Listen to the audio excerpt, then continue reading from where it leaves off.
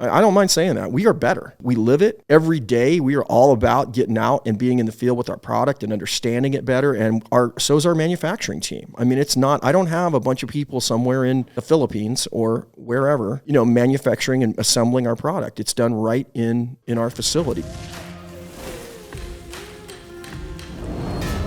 I mean, I think most people who are successful are always looking down here. Yeah. And I think that's one of the challenges you have as a leader sometimes is to celebrate the wins along the way. I know I'm not real good at that. Yeah. I always try to get better and be more mindful about that. But yeah. It's like, like I just went to we went to our shareholder meeting on Monday, right? Yeah. Our annual shareholder meeting, which is all our family shareholders that are in there. And just pull it over to you. Okay. And it's really interesting because, we're talking about our results in 23 and that feels like that was so long ago. It does. It feels like 23. What are we talking about? But you have to do it because it's kind of part of the process on that. That is wild that you say that. Like now that you say that, God, and we're just one quarter through and it's like 23 seems like forever ago. Yeah. Because you're always looking forward, right? It is so interesting because like if you'd have told me, hey, your company is going to get to 55 employees and this certain revenue and you're going to be doing this, this, and this in 10 years, I'd have said, sweet. Like, I mean, when I was quitting my job as a lineman and almost puking driving home, thinking like, God, what did I just do? Like, I just quit a perfectly good job to chase this knife making thing that everyone's telling me is not possible to do because you got to make everything in China. Yeah. If you'd have told me right there I could sign up for today, 10 years from now, I would have signed and gone and thrown a party. Just because like you think to yourself like, oh, 50 some employees and doing this and that is going to be so great. And then you get here and you're like, it feels like we only just now kind of have a base to get started. Isn't that funny? Yeah. And it's like now I don't even know. It actually feels more daunting, frankly, with some of the stuff. Actually, I'll show you afterwards, but like the plans of our new building and trying to figure out how to finance it and how to find the people to run all that equipment and all the processes. And it's like, it actually feels more daunting than what I was doing initially, which is kind of wild, but with Leupold, I've posted this several times. I've said it on podcasts several times. There's companies out there that are really have laid the model of like what's possible in this country. And people say like, American manufacturing is dead, or American manufacturing or the American dream is dead. It's unattainable. The world's unfair. You can't get there. You have to be a huge corporation. And I look to families like Leupold family, like the Nozzlers, what they've done with their, and a lot of, a few other companies. What was that history with Leupold? Like when did Leupold actually get started? And because how long you guys been in business? Yeah, so the quick history is we're 117 years old, and the company was founded by a guy named Fred Leupold, who's a German immigrant. And it's not Leopold. No, it's Leupold. Leupold. Pretend it's L-E-W. I've had people argue with me, and I'm like, I'm friends with a couple of these people. No, it's Leopold. No, it's not. You're right. And he came over as an immigrant from Germany, and he started an engineering firm in downtown Portland, actually. He was in Portland, and they really started developing over time kind of water measurement devices and things like that. Measuring devices is essentially what it was. Mm-hmm. And his son, Marcus Leupold, was actually out hunting one day, and he was in the business, so he followed his dad's footsteps. They were both still in the company at the time. And he missed a shot on a blacktail buck in Oregon. Yeah. And because the scope fogged up. Okay. And that was the impetus to get into rifle scopes because he's like, hell, I can do this better. What year is this about? Let's see, that was in the 40s. Okay. So like 45 or something like that, 46, something like that. And so that happens. And he just kind of does the entrepreneurial thing and starts working on it nights and weekends and eventually develops this scope that is fog-proof. Yeah. And it becomes the start of what is the company now. And eventually they sold off the other businesses and it became, Leupold Rifle Scopes. Yeah. So the Stevens family was real instrumental in it too because they were inventors. And so they were part of that process of bringing it together. And so Marcus Leupold and Bob Stevens and other members of the family began that kind of quest to be rifle scope manufacturer. And so we've been, I think it's 77 years making rifle scopes in Oregon. Yeah. And it's amazing because I see the struggles for people like with families, like to keep a business going. Because once grandpa goes away and the kids come involved, and you start to end up with, wives and different spouses and different needs and stuff. And for them to keep that company together and going that long is unbelievable. I think it's less than 1% chance when you talk about 117 years and still family ownership. Yeah. We have about 68 family shareholders now. So really? Yeah. So it's been handed down, and there's like 3 branches of the family, and but what I would say about it is it's really structured well. I mean, they thought about this, and so to go to 5th and 6th generation of ownership, and have it in a structured kind of way where you can actually, resolve differences and make things happen is a big deal. So it's pretty formal in how it's set up. Yeah. And it should be, because that many shareholders, you can have a lot of different opinions. Right. And so the way that we kind of have it governed is, and we still have an outside directors on our board, and then we have family members on our board as well. Yeah. So it's a really good mix, and I give them a ton of credit. I mean, in my role, having a family that is together and gets it and knows what they want to do long run about creating generational value. Right. It certainly makes it a lot easier than it could be if it was dysfunctional. So Tim, when did you start with Leupold? What was your background? Yeah, so I started in 2002, early 2002. So I've been there 22 years roughly. Okay. I was guiding hunters in Wyoming, so I was going through college and guiding people in the summer we were shooting prairie dogs, and then in the fall it was the big game stuff, and over the winter varmints, like predator stuff, right? Yeah. But one of the kind of unique pieces of that is in the summer when we're shooting prairie dogs, if you think about an optics company, you'll come out and you'll shoot 400 or 500 times in a day. Right. And so we met a lot of the engineering teams, of course, sales and marketing, but you could go out in one day, put a lifetime of actual acquiring the target, needing to hold for wind, all those things, all the ballistics, everything that goes with that, from finding it with your bino to shooting at it with your scope. Yeah. So they came out every year, and I was guiding there at the time. Yeah. I would really find it hard to argue as an employee that you should be paid for that. Shooting prairie dogs is like, I'll do that for free for anybody. That's right. Oh, that had to have been a blast. But you're right. I mean, it's when you go out big game hunting, like you might get a chance to shoot your gun once or twice a year. Yeah. That much, and long range, a small target, wind, like you say, everything, all the elements, figuring out the distance. And the piece about the optics is, how often does the average person sit and spend 12 hours straight, day after day after day, looking through their binocular or their scope? So little things like eye strain. Well, and the vibration of the gun, I mean, that many rounds, it's one thing for a scope to hold true 4 or 5 rounds a year, but if you're putting hundreds of rounds through it, is that scope putting up to that shock too? Yeah, and as every time you dial it, does it go where it needs to so all those things, it was a really good proving ground to go out there and really, in just a few days, for some of those folks to sit there and have put multiple lifetimes worth of use through it. So were you shooting and the engineers were there kind of watching and just conversing with you, or what was your role at that point? Technically, it was a guide, and anybody that's been on a prairie dog shoot there now have a big question mark. Like, what do you mean guide? My job was to be there and provide the truck, right? So they would book and come with us, so it was turnkey. Show up with a toothbrush or your gun or whatever you wanted. Yep. And we had a lot of land leased up, so you could go out, and our job was essentially the tables in the back of the truck were on a turret. Okay. So we would find the next target, rotate the whole, so your rifle's in a rest, we'd point the barrel down kind of towards where it was going, just spin the table back and forth. Okay, it's, here's one out here, it's this far, I think you should hold roughly in this spot, and just shot after shot. So you're watching trace all day, every day, and then... Lots of different calibers? They were pretty small. Were they? 223s, 22 250s. Okay. And then we would end most of those days, because as you get later in the summer, you're prepping for big game season. Yep. So then we would take and go walk through the field with their hunting rifle. Big, tall shooting sticks, whatever it was, or their packs or whatever.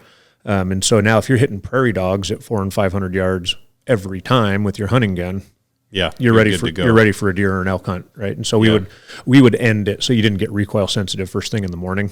By if you're going to Africa, you probably don't want to shoot your 416 all day, Right. but we would go do that, and so that's where that started for the optics piece, and then they started coming out with us for deer, elk, antelope, everything else. Yeah. And so I met the family, the extended family, Right. that way. So how did you end up kind of more formally becoming an actual employee then and moving out there? Yeah, so I'd been doing that for several years, and you see some of the same faces coming through, right? And as I was graduating, I was actually graduating right here I was getting my master's at the University of Montana now. Okay. And So are you a communist? No. Is that, oh, Good. Thanks for checking. I was Okay. going to do it. No, University of Montana is just a little bit liberal. I just had to check, were- I'm a Bobcat. yeah, so I know, and that's where I wanted to go. So came from That's Wyoming. probably where your engineers went to school is Bozeman. You got to have good Yep. education. Yeah, and they didn't have the program here. I wanted to go to Bozeman as well. Nothing against Missoula. I had a great time here. That was actually a funny story about that. That was the first time I ever talked to Evan Hafer before I had Montana Knife Company. I talked to him on the phone about something. I was on the phone with him and Matt Best, and he's like, "Where do you live?" And I was like, "Well, Frenchtown, Montana. It's near Missoula." And he's like, "Oh, so are you a commie?" I was like, I'd never met this guy. Of course, he was from Idaho, right over the hill, and he kind of knew Missoula's reputation of being a little left. So, anyway, sorry to interrupt you. No.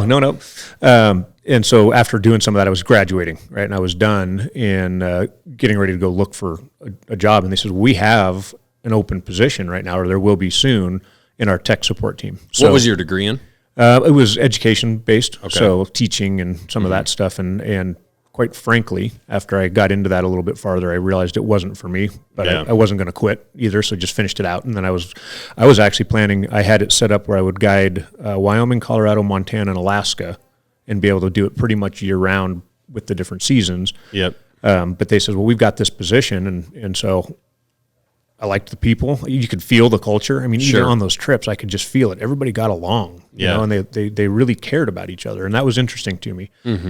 So I applied and it took a little bit of time. The position wasn't quite open yet. I applied, went through a pretty rigorous onboarding or Really? interviewing battery there. And I got hired in April and went in. And so my job was anything from, how do you pronounce Leupold, like you just talked about? Yeah. We'd get calls on the phone from people in the bar that had a bar bet. Really? All the way to, how does my ballistic coefficient change when it goes transonic?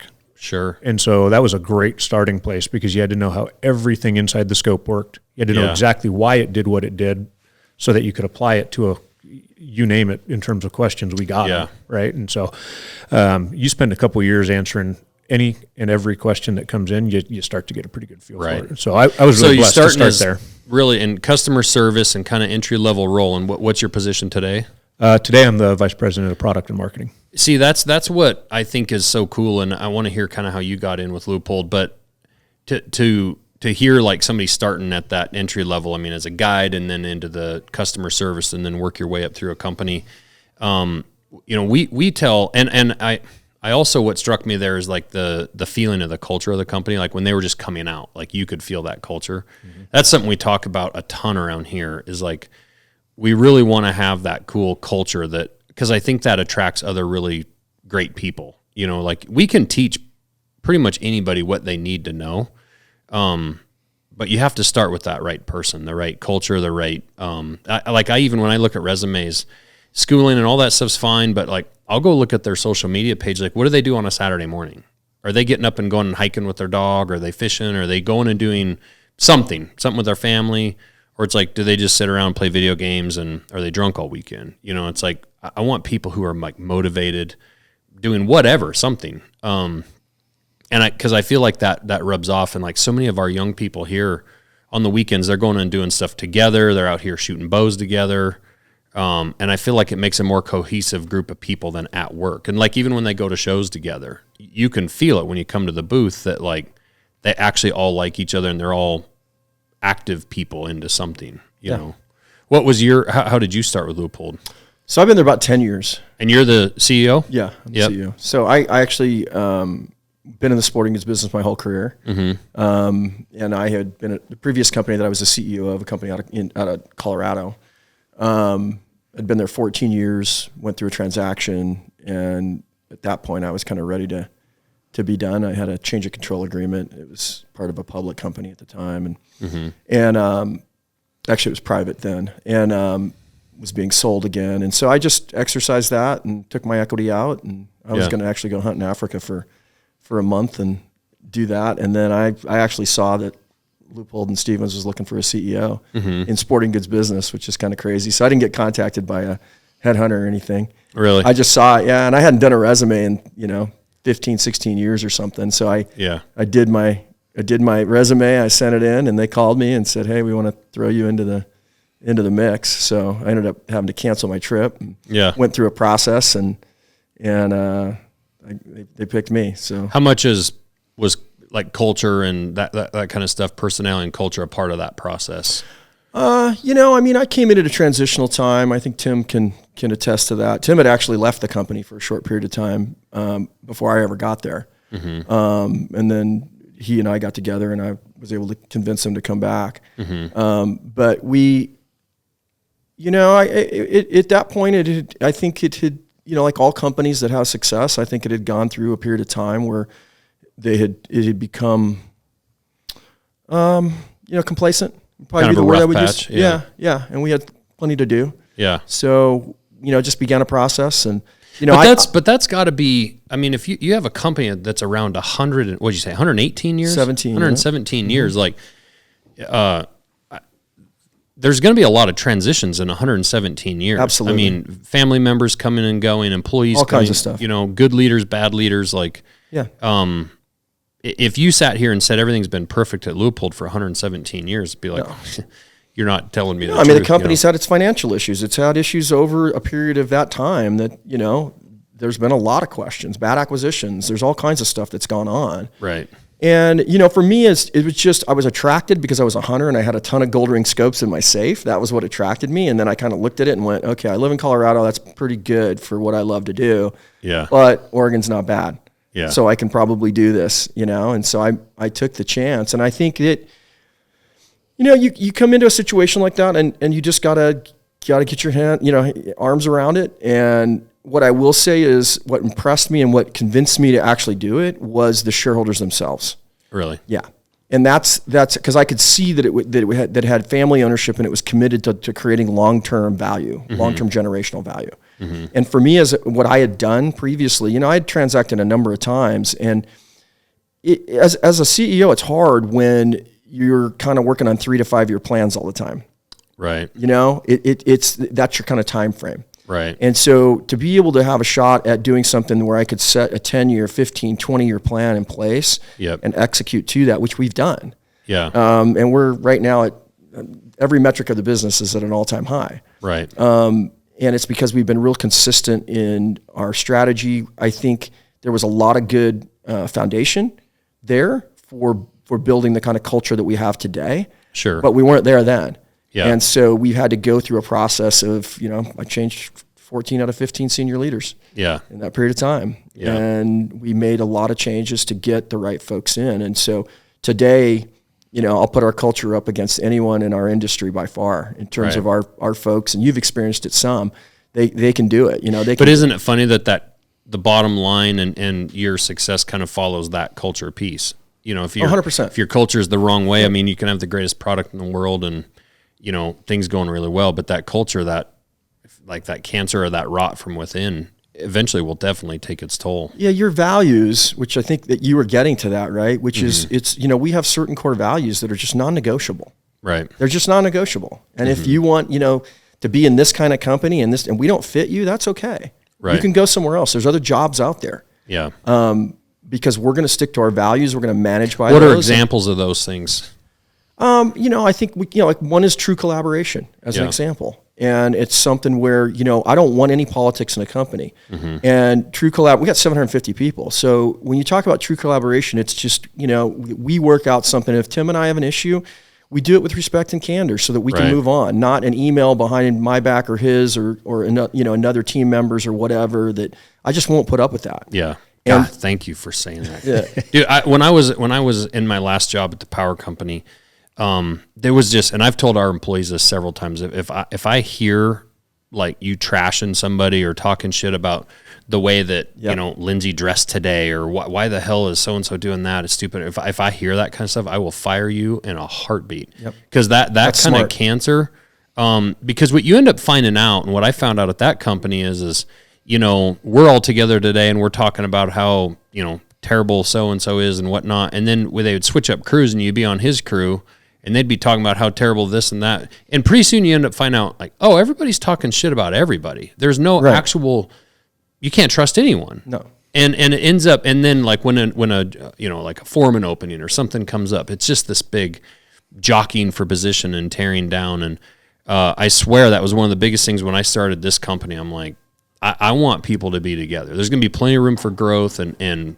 advancing throughout this company. But if you want to talk shit about somebody, you can talk about me. Like, it all comes to the top. Right. That's right. You can be pissed at me, but don't be talking shit about your coworker. You know, that stuff is. Look, I tell my team all the time, there's really three types of folks. And one is they're really competent at their job and they're really aligned with and they're totally aligned with the core values of the company. Mm-hmm. That's a star.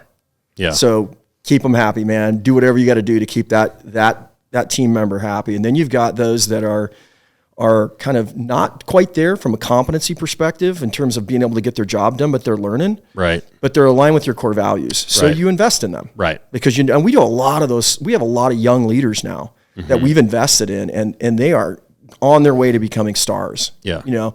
And then you get the third one is actually interesting, which is somebody who's actually competent at their job. They get the job done, but they're not aligned with your values, and that's where the cancer gets into the organization. Around here, I call it the poop in the pool.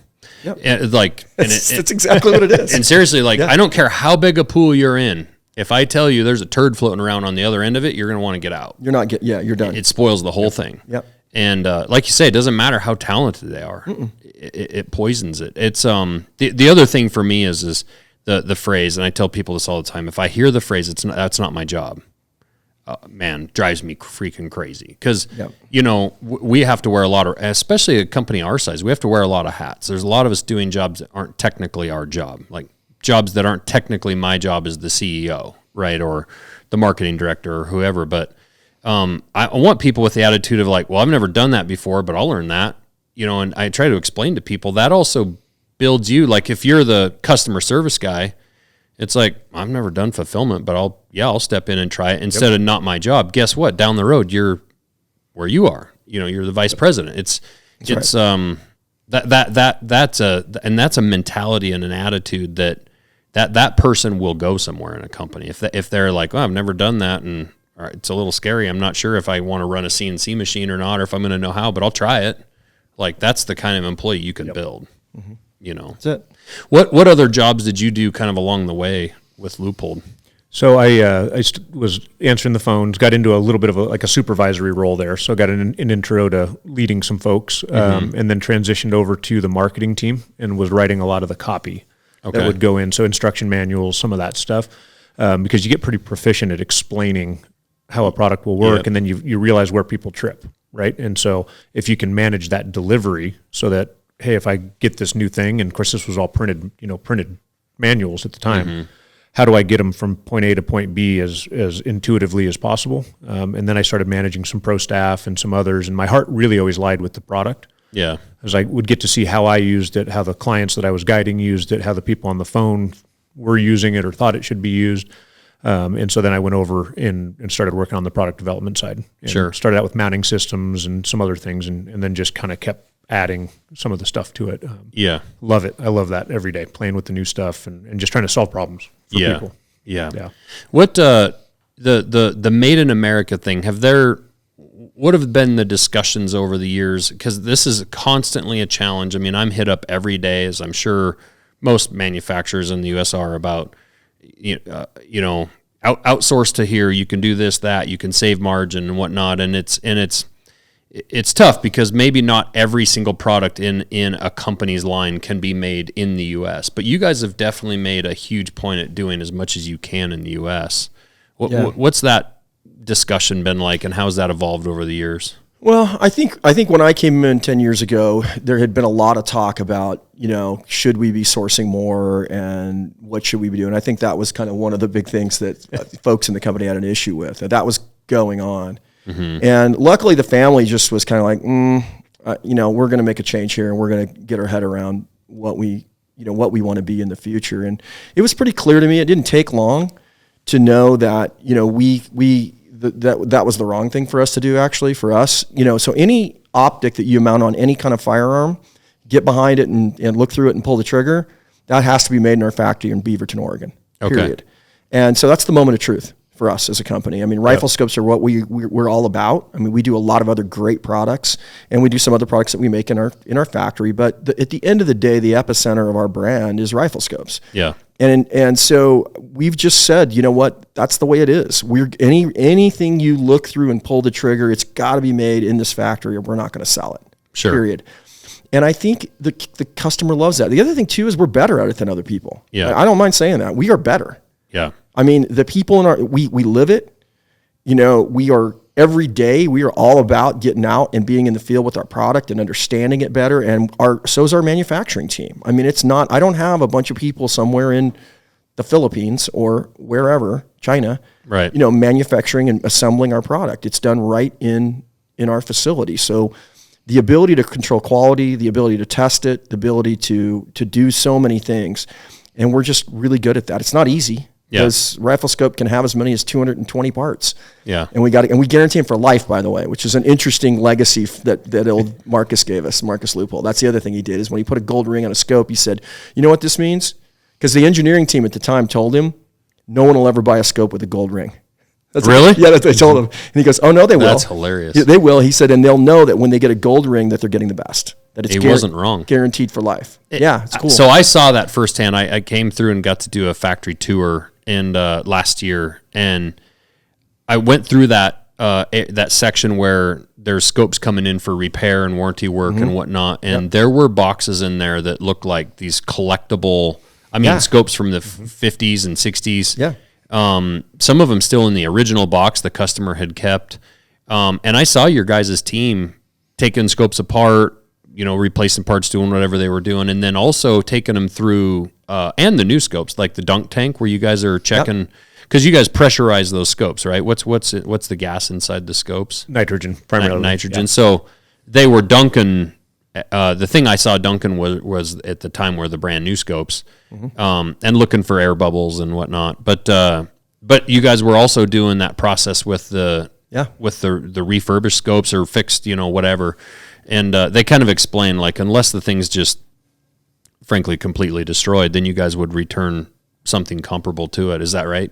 Yeah, I mean, if it's an older scope that it's really hard for 70-some years to keep all the parts that it takes to repair every scope. I mean, you think about our line over that time and how many SKUs, it's insane, right? Yeah. So sometimes what we'll do is somebody will send a scope in that's, 25 years old or something. It happens. I go down there and look at them all the time because I get a kick out of it. Yeah, it's pretty cool. Yeah, I see stuff that I've never even got to see, right? Yeah. And the reality is, if it's something we can't repair and get it to its back to, prime working level, then we'll replace it with something that we believe is comparable. Usually it's a lot better, right? Because your feature sets are better now and things like that. Right. But what's funny is, even when we do that, people still want those back. Oh yeah, they're like, that's like a family heirloom, man. We have people sending knives that are wrapped in paracord, and people sending notes, do not rewrap this.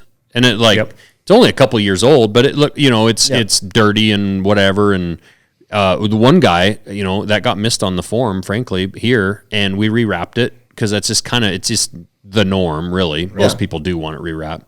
So it came back rewrapped, and the guy kind of wrote in he was like, hey, I wrote this on the form, it really bugs me that, I loved that wrap, and it's just a piece of paracord. But to him, it had been through whatever experiences he had gone through with it, and that's only a 2-3-year-old knife. We're not talking a 50-year-old scope. Yeah. So it is cool, and that's how I look at what we do. It's guaranteed for life. If we make it, we will resharpen that thing as long as possible. That's great. Because that, to me, and I've known that about Leupold for years. I remember the first pair of real binoculars. I had some shitty old pair when I was probably 12, 13. And I saved up. I was selling knives for like $50 a piece, and I saved up, and I kept looking in the Cabela's catalog.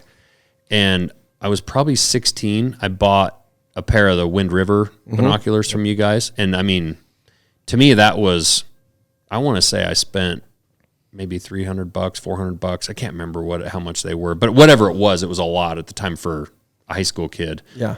But man, I was so proud of those things. But the lifetime warranty really does drive customers back to you, you know, and the percentage of people that are going to send stuff back is really low. It's really low. So it's going to, that mentality. I had a guy tell me one time, dude, you're going to be sharpening thousands of knives someday. Like you're going to go broke sharpening knives for people. And I'm like, if I've sold that many knives and that percentage of people are sending them back, I think we're going to be okay. Yeah. You know, like I'll pay a guy to stand there all day and just sharpen knives that have been used. Absolutely. You know, or fix tips on them that people have broke off or whatever. Absolutely. You know. And I think the other thing it does is it drives your quality, right? I mean, what we talk about with our manufacturing team is we don't want to ever get that thing back. Yeah. We want to guarantee performance because, you know, we're not going to just get a bunch of scopes in from Asia and be able to flip a new scope out every time one comes in. Yeah. Oh, here's another one that's bad.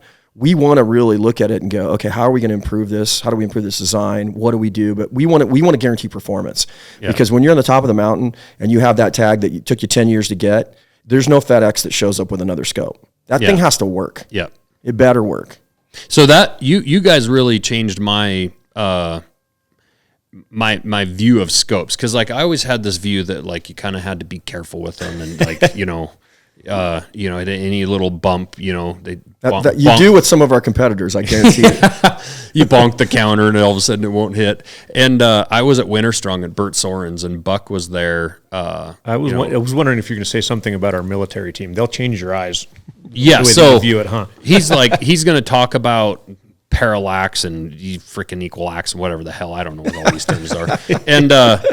And the first thing he does is like, all right, you know, here at Leupold, you know, we believe in our quality and this and that. And, you know, this isn't a brand new newborn baby. And he takes that gun and he just chucks it like up in the air. He's standing, he's 6 feet tall. He just chucks it up in the air and that thing lands straight on the scope and picks it up and dusts it off. And he's like, this thing's still dead on. Like, no problem. If it's properly mounted, you know, blah, blah, blah, if we've done our job. And, I just couldn't believe it. And then sure enough, he ends up shooting the thing all day and it's dialed. And he did that demonstration 17 times because the next group would come through and he'd chuck the gun. And I just found that, and we were talking about that here. Andrew was a ranger and he was talking about same thing. I mean, they were chucking shit around, guns around. And and he was taking the dials and just spinning them in and out and doing all that stuff. And then he sits there at 500 yards and bangs the plate, you know, and that completely changed what I knew to think about scopes, and it sold me on Leupold scopes. I was like, well, holy shit, that's impressive. It's interesting, and Tim can talk to this even better, but you know, the bar on our durability is huge, and so people are always like, well, how come you haven't come out with this faster? Because they know we're working on a new product or whatever. And I'll tell you what, it slows it down is what we have to do in testing, because there's an expectation that when you get a Leupold, you can beat the hell out of that thing and it's still going to work. Yeah. Yeah. You know? Talk about some of what kind of testing do you put those through? Yeah. So as an example, without going into too much detail to bore everybody, but the average spec. So if you had you have a certain set of specifications that the knives need to make, right? Mm-hmm. And it needs to be this long and some other things. The finished product for us, some of the durability specifications are 37 pages long.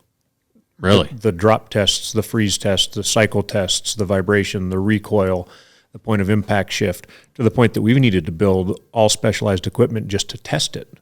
Really? So we're using equipment that is used for finding the center of very small veins and arteries, so it can see the center of a circle. So we can tell a point of impact, or like if you're shooting, does it hold zero? We call that point of impact. So if you're pointing it here, does it hit here? Down to the 100,000th of an MOA. Wow. And so we know right away whether a scope's performing or not. But then does it perform when it's 135 degrees out? And you'd run it through all those tests. Yeah. Does it perform when it's right at freezing? What if it's covered in salt spray and or you swam out of a torpedo tube with it 400 times, or you're doing high altitude, low opening jumps, because that's a massive pressure change really quick, right? Yeah. So by the time you go through and have been building lifetime warranted and guaranteeing performance type products for 70 some years, the list of tests gets really long, because somebody will come back and go, well, we had this issue.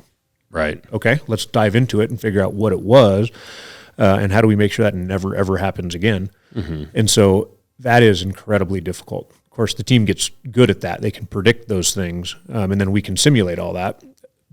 But every little thing that we learn, whether it was in 1972 or yesterday, is going into tomorrow's scope. Plus extensive recoil testing. Yeah. I mean, recoil's real. You Yeah. know, like you were talking about earlier. I mean, Yeah. making sure that it can hold up to a level of recoil that... Well, and guns are getting lighter. Yeah. They seem to be getting hotter. I mean, some of these guns, they're wearing, 3 or 4 pounds, and they're hot loads. I mean, there's a lot of recoil in some of those guns. Yeah. Yeah, so we can simulate all of that, right down to we can see when we test fire a new rifle, we can see when the sear releases the spring for the firing pin, because you can see a reverse recoil. As it drives forward, it tries to pull the gun back. You can see the primer crush. So way down to very, very minute detail. But recoil's three-dimensional. So we feel it comes straight back, right? But it comes back, and then the gun pivots up. So just think of like a handgun in your hand, the muzzle rise that happens with that. Right. But there's also riflings down the barrel that torque. Oh. So it's coming back up and twisting all at the same time. And so we know we've got some tests that we can do there, but it's not a few hundred rounds or a few thousand rounds. It's thousands and thousands and thousands of rounds at levels that have a massive safety factor over the highest recoiling commercially available rifles. So lightweight 416s, lightweight 458s. Wow. We'll test them 10,000 rounds. They just got started. We had one ride on our impact tester for almost 1 million rounds, and it still hadn't shifted point of impact. Really? We just left one on there just to see when is this going to break? When is it going to fail? We broke the machine. We tore the concrete out of the floor. Did they show you when you came in? Did you see the Punisher? Did they take you in? Yeah. That That's thing just runs. We just keep... you rip the concrete out of the floor. Yeah, we were trying to break some of our mounts that time, find out where the actual breaking point was. Well, we found out that the building will break before the mounts do.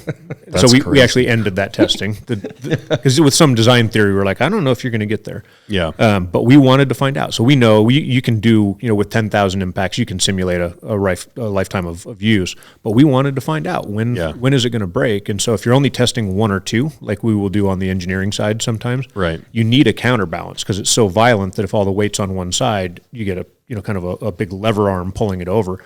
So we just stuck one of the scopes up there and left it as a counterbalance for all of the testing. For years, it was still going. Last time we checked, it was 978,000 rounds. Wow. Had gone through it at a very, very high level. Ridiculous. Blackout. When you pull the trigger, you black out type level. It's still going. We put it over there and checked the point of impact. It's still dead on. Yeah. That's amazing. So that battery of tests really helps us sleep at night, because we know if it passes this, you're good. Right. It's extreme, but once it's through that, the engineers hate it, right? Because I have to build this thing that's supposed to be delicate. It's metal and it's glass, and we're all taught to kind of handle those with velvet gloves, and we're dropping them and beating them and freezing them, and so. But once it goes through that test, and we know that it's going to work. It's going to work the first time every single time. Sure.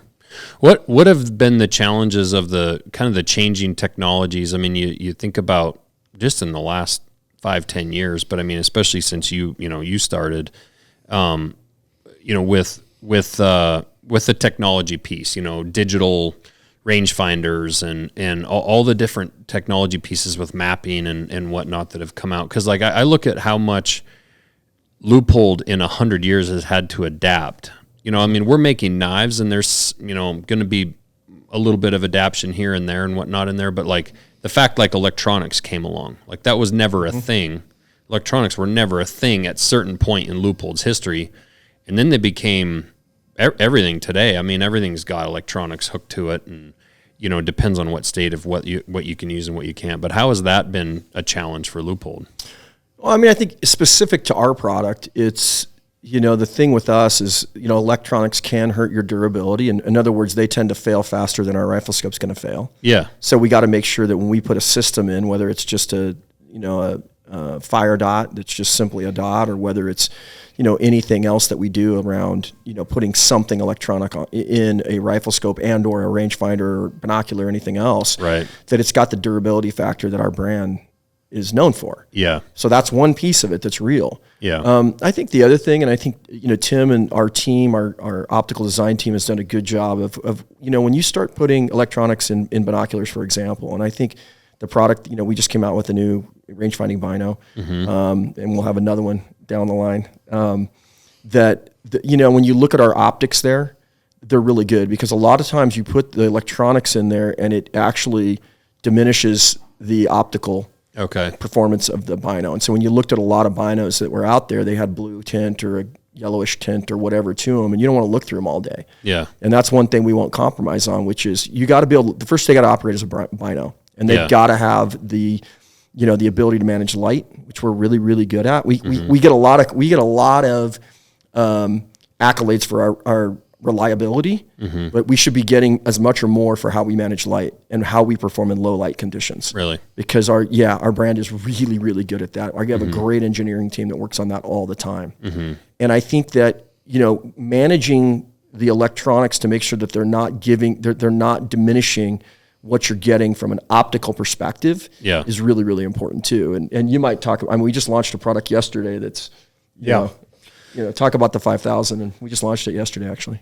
Yeah, so this product, it's in our rangefinder category, but I think it's really going to change how people think about what a rangefinder is capable of. So at a very basic level, if you know where you are and you know where you're pointed, and then you range something with the right level of tech in there, you should know exactly where that thing is on the map. Yep. And so with this new product, you can range almost 3 miles with it. And if you want it to, so it's not going to just be dropping pins all over your maps. But so I use OnX, but we can use it with a variety of maps, Google Maps, Apple Maps. If you range that herd of elk, are they on public? Are they on private? When you drop the pin on them, you can range them. It drops it immediately right onto your OnX maps, and you can see exactly where they are. Yeah. And we're talking, if you're ranging 2 miles, it'll be within 25 yards of where they were. Right. It's exactly where they were. That is, and it's massive. That's an incredible, that's an incredible leap in technology. And I don't know, for people that have hunted that let's say you watch a mule deer bed down and then you want to make a move on it. And, in like Montana, you can't use radios. Right. In Arizona, you can maybe radio somebody in if you have a buddy. But even with that, I've hunted down there in Arizona, and we had radios and all that stuff. Actually the deer on my wall back here that I'll show you guys after this is over. I hiked the 1.5 miles or whatever over to the mountain, started working my way up. Left the spotters behind. They had an earpiece in my ear and all this stuff. Well, as I'm working my way up the mountain on kind of in this draw, he radios me. He's like, "Hey, those deer are up feeding." Like, okay. I keep making my way up, getting kind of elevation up to their level with them. And pretty soon he radios me. He's like, "Yeah, they're gone. Like we can't see them." And they had also. So then he's like, "I think they bed down somewhere, but like we can't see them." So now they don't have vision. He also couldn't see me, so he couldn't even guide me into like the general area because it was so thick. And I ended up for the last hour just like one tiny step at a time, working my way in, and I was glassing under every tree. Those deer, they tuck up underneath those trees. They vanish, dude. Yeah. And I don't know. Quite frankly, I was proud of myself. I mean, it was I did a good job, but also a lot of luck involved. I happened to catch a tine on a small buck, start glassing around, and pretty soon, from right where I was frozen, I was 43 yards away, there were 5 deer. And I didn't get spotted somehow. But the point is, had I had that and it had a pin, because every tree looked the same. Right. I mean, it changes so much. Yeah, they're like, "Oh, it's that big tree. I'll know that big burnt tree when I get over there." And yeah, good luck finding that big burnt tree. Yep. Had I had that, I would have been able to close the distance faster, but also had a really good idea where those deer would have been. I had no clue. I mean, I had to move so slow for so long. So that's amazing. And then also, when you have a wounded animal, being able to to get like last point of blood or where you shot it. That's the other thing. You try to go over and find where you shot. And a lot of times people are by themselves, and you think you're going to find blood, and you get over there and there's maybe a few tracks around, but you don't even know if you're in the right spot. Yeah. And if you're that close where you can get a shot, it's going to be dead on. I mean, that thing is going to be right there. You're not talking about yards. You're talking about it's going to be really, really close. Yeah. Like at those distances, at normal rifle distances, you're going to be, when you walk up and stand on the pin, you're going to be able to have touched the animal. Yeah.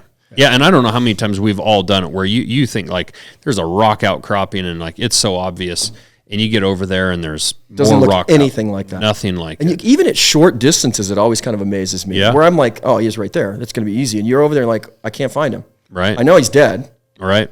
But I can't find him. Yeah. You know? And it's just like it's always surprising. Yeah, and the private land thing, being able to make sure you're not going to hike all the way over there and hit a fence 100 yards short of where so you want to last go. year, if I would have had this, it ended up working out. But last year I was hunting mule deer in Utah, and I had a tag in Utah, and we were looking at I had my Onyx out, and I'm looking, and I'm glassing, this mule deer, and I can't tell. He's right on the border of Wyoming and Utah. Oh, really? Yeah.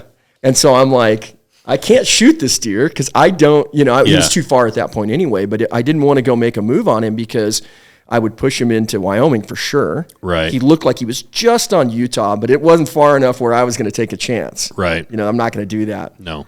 And luckily, he ended up doing what I hoped he'd do, and he kind of fed down this draw. And as he fed down the draw, he was coming more and more into Utah. So he eventually got far enough where I knew I was okay. But it sure would have been nice to be able to, hit that and go, no, he's actually okay right there. Yeah. Yeah. No, that's really exciting. That's going to be, and the mapping systems have just gotten so good. I mean, that's going to be so nice to have. It's so helpful. And, back to the piece about talking about electronics, that's what we focus on, right? You're looking, it just works the way that you want it to.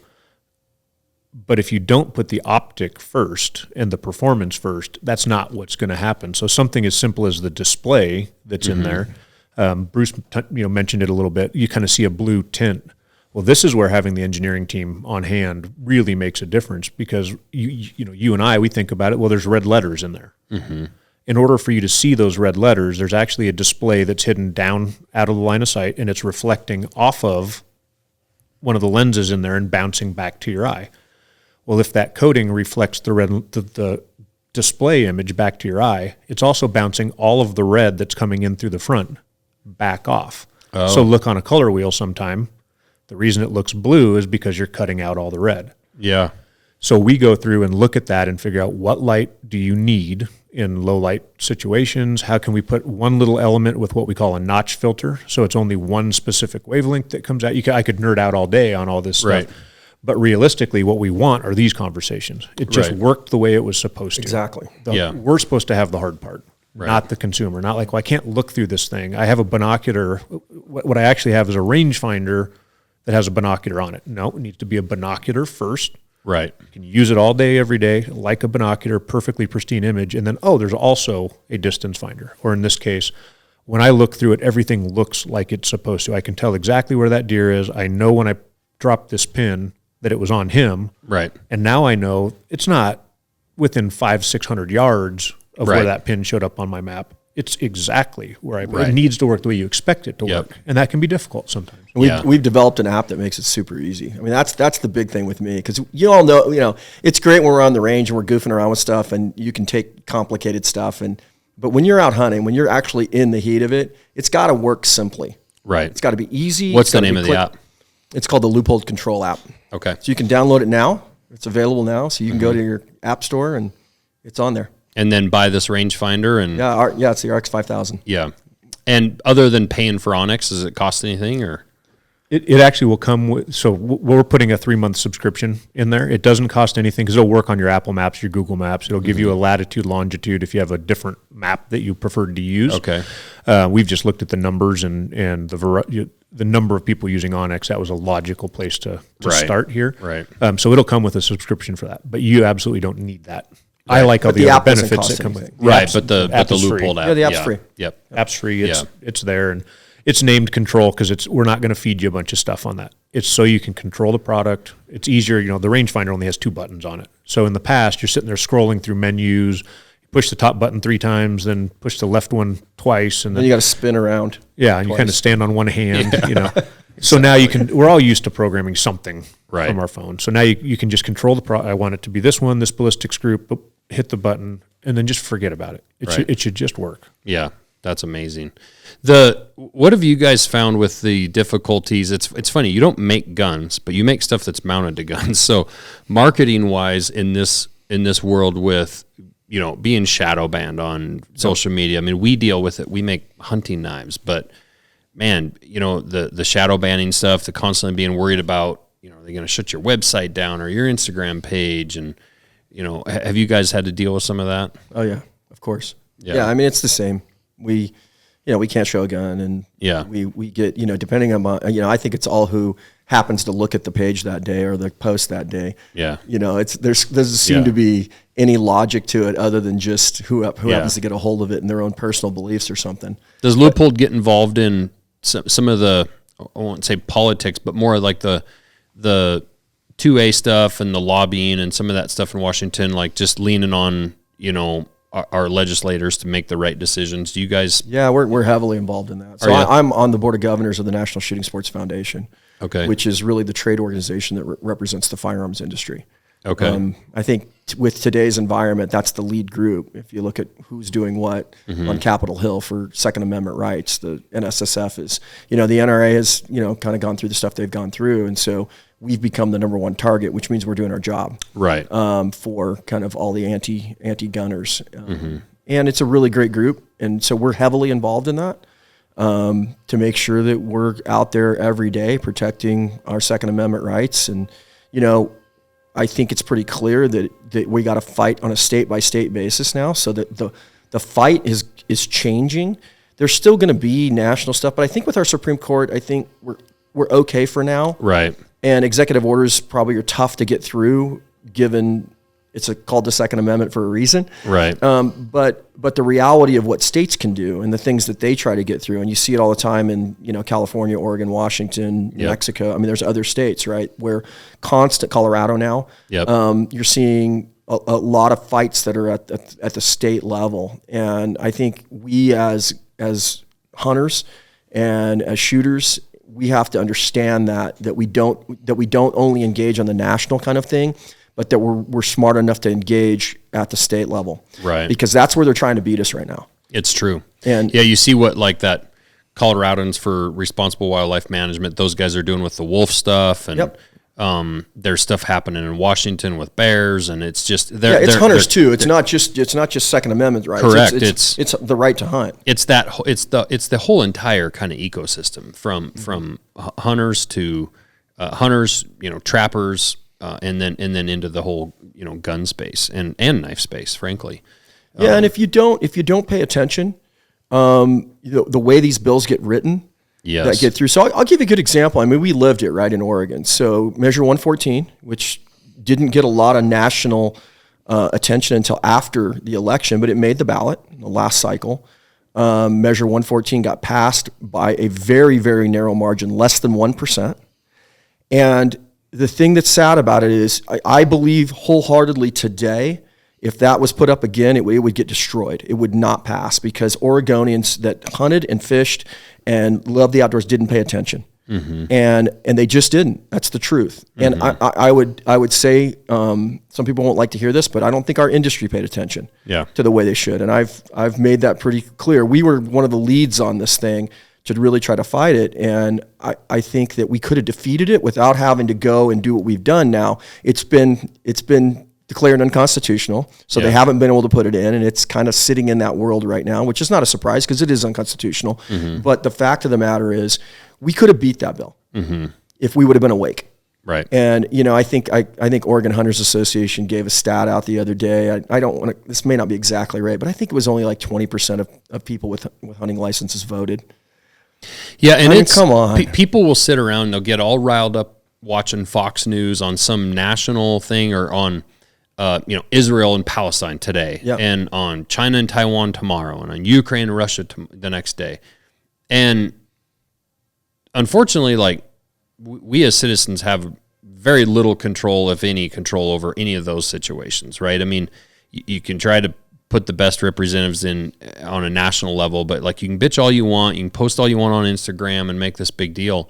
You can't really affect much of that, unfortunately. However, at the state and local level, you have way more ability to affect, but people pay way less attention a lot of times to the things that actually do affect their own lives. I don't care if it's a school board issue, it's a county commissioner's issue in your own county, city, your taxes, regulations, stuff like that, and into the, like you're saying, into the wildlife game laws, people going to, Fish Wildlife Commission's meetings, and how are they measuring the grizzly bear population, and, how are they deciding whether or not they're going to reintroduce them in Washington, or wolves, and, a lot of that stuff. And people actually do have a voice in those areas, and you can actually make a difference there. Yeah. And I think that, that's the thing that I was trying to get, out to other folks in our industry is Oregon's different.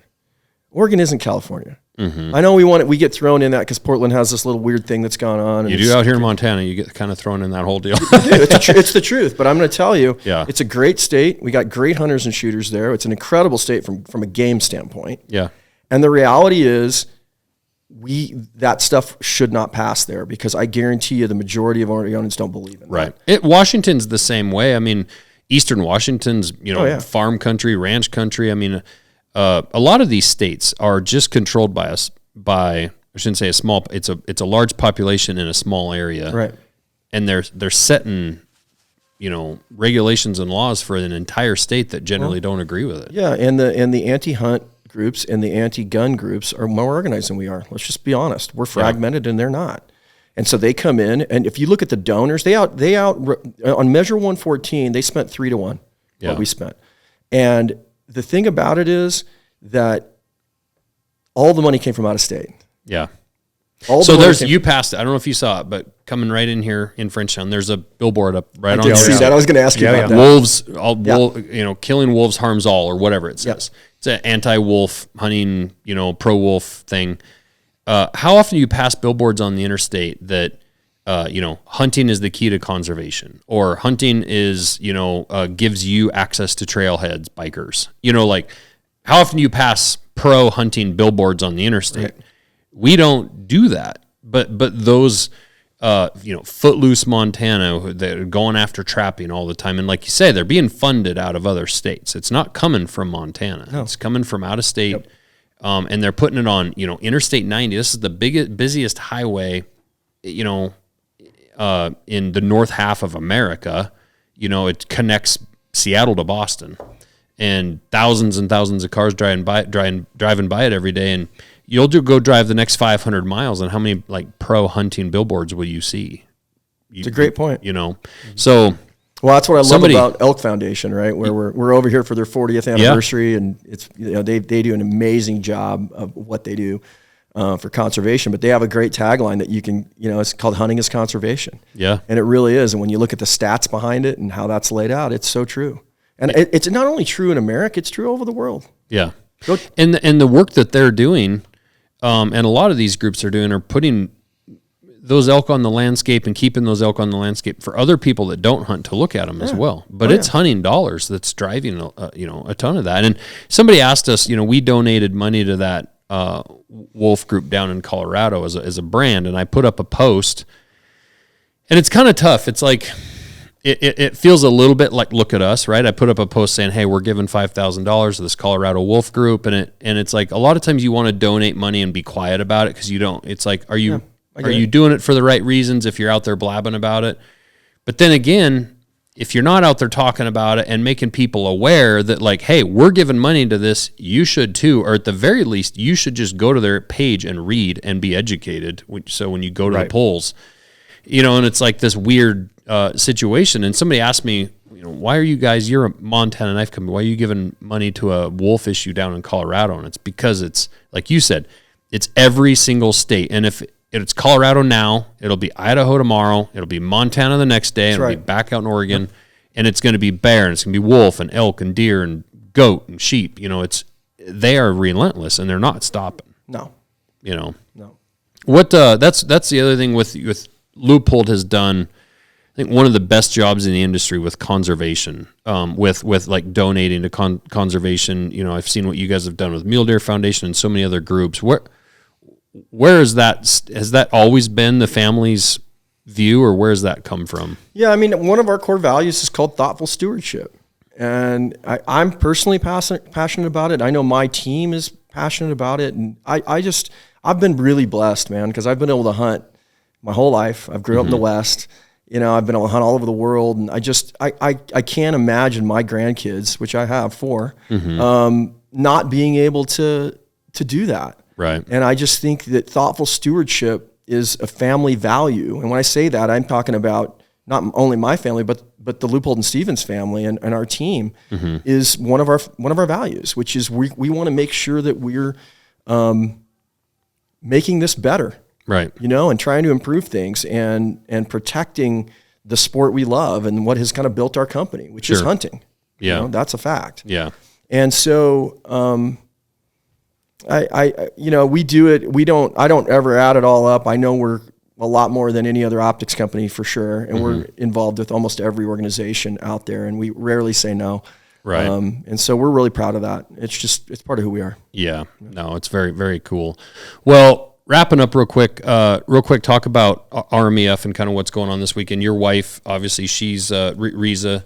Yep. What's her role with RMEF? So she is the managing director of marketing, so kind of leads the marketing team there. And she was at Leupold before, right? She had worked at Leupold. She's been out here, I think, 3 or 4 years, probably 3, with the Elk Foundation, and so this is their 40th anniversary. This is the celebration for that. And I was just asking her a few numbers, because now that I'm a little bit older, 40 years doesn't feel like 10 lifetimes anymore. Right. Like you start looking at that, and what would it take to accomplish something similar? What would a timeline look like? And this started with just a few people, handful of people. I think it was 4 total, but really a couple. And here we are 40 years later, and they've protected over 9 million acres, right? And so I sit back and look at some of those numbers, and I don't know if I'm using all the right vocabulary, so I'm going to leave that kind of with them. But right. I mean, what a legacy. Yeah. Right? And so that's something that we absolutely want to be a part of. It's and just help keep that going. It's something that our community is very, very proud of. They're based in Missoula. I remember when they were in their much smaller building out on Broadway, and now they're in this bigger facility, have been for years. But I remember going to their banquets when I was, 14, 15 years old, donating knives to them back then. It's where I won my first hunting rifle. And I remember how small those banquets were back then, and that was in the mid-'90s, mid to late 90s when I was going to those. And just a small group of people really back then getting this thing rolling. Yeah. And it's pretty incredible, 30 years later, 40 years overall, to see what they've done. And it's really kind of a jewel in the Missoula community, because that's when people come to town, they're like, what should we go see? I mean, the first answer always is like, you got to go to the Elk Foundation and check that out. Yeah. Go to the visitor center, Yep. See the elk mounts in there, see what they've done. It's really one of the top destination spots for this Missoula area. And that says a lot, because it's a beautiful area. It's a cool town. But it really is incredible what they've done. And the fact that they've done it so closely with hunters, like that's, it just doesn't, a lot of people don't understand hunting, that this group's trying to save and preserve animals and put more on the landscape, but they support so much, a hobby that kills those animals. And it doesn't seem to make sense to those people, but what it makes so much sense to us, because just like you said, we as hunters are the ones that have the most to lose by those animals going off the landscape entirely, because we want our kids and our grandkids to be able to hunt them. Well, we saw what happened when it was unregulated, and just like, they don't exist. Right. And you can look at other countries. Our model here in North America is number one by far. By far. And I the thing with that, starting with Charlie Decker and that crew that kind of got the whole thing going, all the way to what Kyle and the team is doing today, is they are just they've done a great job of building an organization that has the wherewithal to make a difference. Yeah. And I'm really impressed by that. Yeah. Because they've built it the right way. and they stand by their values, and they're able to go in and make a difference, which a lot of organizations struggle to do. Well, and they're the best organization at actioning and getting volunteers to actually help. They're incredible. It's not just about money, and it's also not just about transplanting actual elk, but the amount of habitat that when I look at my Onyx maps when I'm out hunting, and there's just a Elk Foundation logo that pops up on your map. Created access. Yeah, and it's like, and it's really cool that our Onyx puts that on there, because it does make you realize, like, oh, this is where I hunt, and they're making a difference in the area that I hunt. It makes you want to support that even more, because like you actually see with your own eyes that where those dollars are going, that they're helping the area that you're actually hunting in. Exactly. But I really appreciate you guys being on. It's exciting about the rangefinder. Do you got anything else you want to talk about that might be coming out this year, or you guys are excited about? I mean, we've got new product rolling all the time. We launched our Mark IV this year, which has been kind of over the top reaction to that. So we're doing everything we can to catch our orders and make more Mark IVs, because we've exceeded our expectations on what we're going to get. Buy more material, make more. I don't understand. It's super easy. That's all you got to do. It's easy. Yeah. We make plenty of knives, and everybody's happy. So, hey, I wanted to say congratulations, man. It's impressive what you've done. You've got a great brand, and you clearly have a great team and great culture. So it's I know how hard that work is. Yeah, and it's impressive. So congrats. That means a lot. It's high praise from you guys, and you guys really have people long before both of you, and you guys are continuing that legacy and showing that model is actually possible.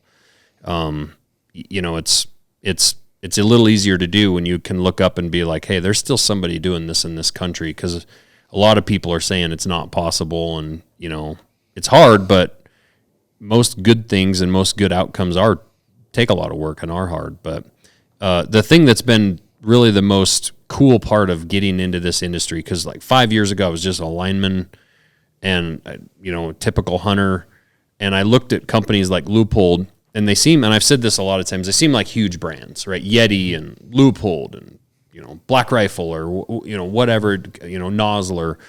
And what you find is there's behind these huge brands and these big corporations there's just really cool people that are just like us behind every one of these brands, and it's actually a much smaller community than it appears to be when you're not in it. Yeah. I always tell people, like, that Leupold's huge, but then there's people like Tim, and when Reza was there, and Kaylee and Bruce, and so it's like there are actual people behind these brands, and people need to remember that when they're looking at these brands, that it is still everyday Americans that are working in them, and it's inspiring, and it's cool what you guys have done and continue to do. I mean, when I was on that campus and kind of being shown like where it started a little bit and how it grew, and I guess that's a little bit of the advantage we have for the moment, is like building a new manufacturing facility and trying to figure out like how big is it going to be someday. Now, I'm sure several people at Leupold would love to go back and add 5,000 square feet here and there. Yeah, if they could buy more of that land that we own there, they would have bought a lot more, trust me. But we just recently had a distribution center. We put it on the campus, so we had enough space. So they were pretty thoughtful, given the fact that they bought that land in the 70s.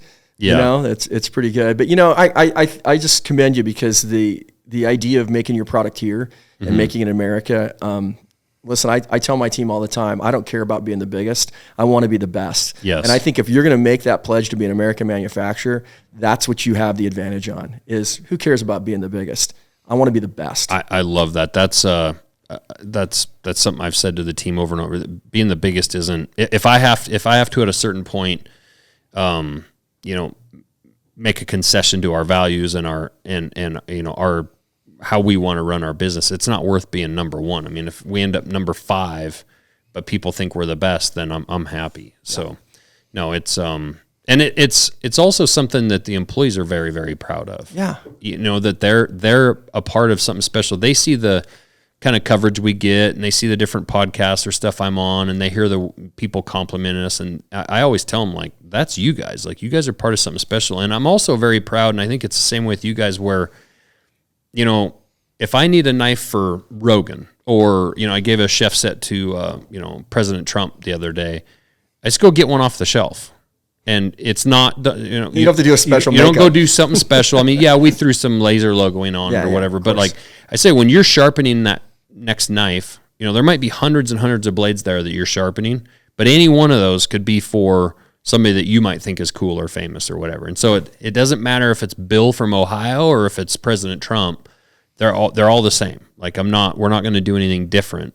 Yeah. And I think that's when you're doing the right thing with your product. If you have to go grab something or special make something and make some tweaks and some changes, you're not doing it the right way. That's right.